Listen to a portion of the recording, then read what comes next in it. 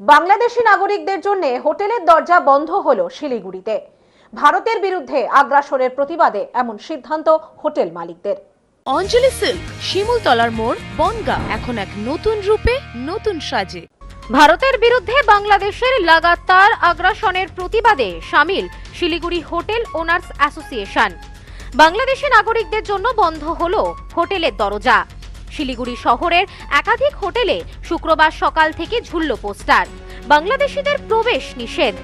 বাংলাদেশের বর্তমান পরিস্থিতির কথা মাথায় রেখেই এই সিদ্ধান্ত নেওয়া হয়েছে বলে জানিয়েছে শিলিগুড়ি হোটেল ওনার্স অ্যাসোসিয়েশন।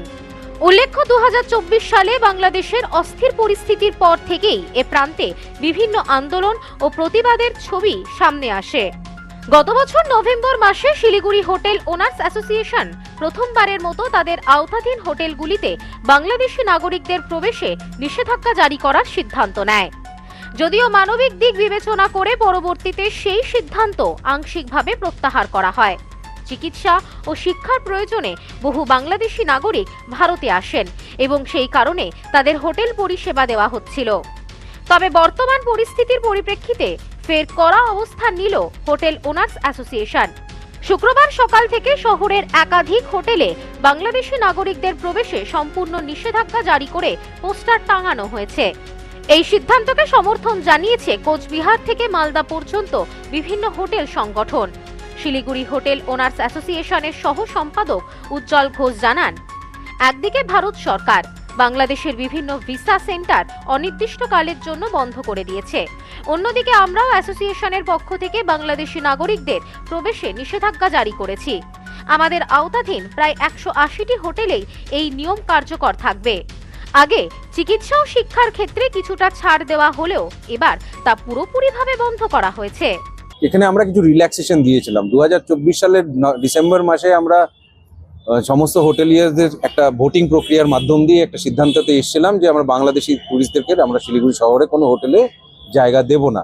তার মূলত কারণ ছিল হচ্ছে ভারতের ফ্ল্যাগকে যেভাবে অবমাননা করা হয়েছিল।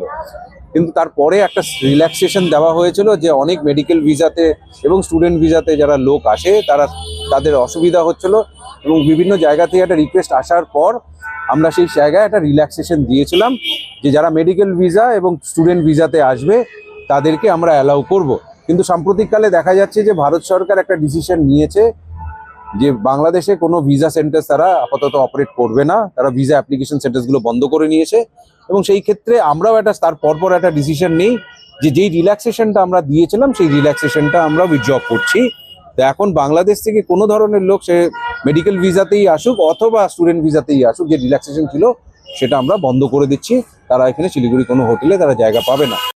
Bureau report, news no man's land, Siliguri. নেউপিসি জুয়েলার্স, সম্পর্ক গড়ে দেয়। বনগাঁতে আমাদের 3টি শোরুম প্রতিদিনই খোলা। নেউপিসি জুয়েলার্স, বনগাঁ বাটার মোড়। নেউপিসি জুয়েলার্স ব্রাঞ্চ কুমুদিন স্কুলের বিপরীতে। নেউপিসি জুয়েলার্স বিউটি, মতিগঞ্জ, হাটখোলা। আমাদের এখানে সোনা কিনুন পেপারে।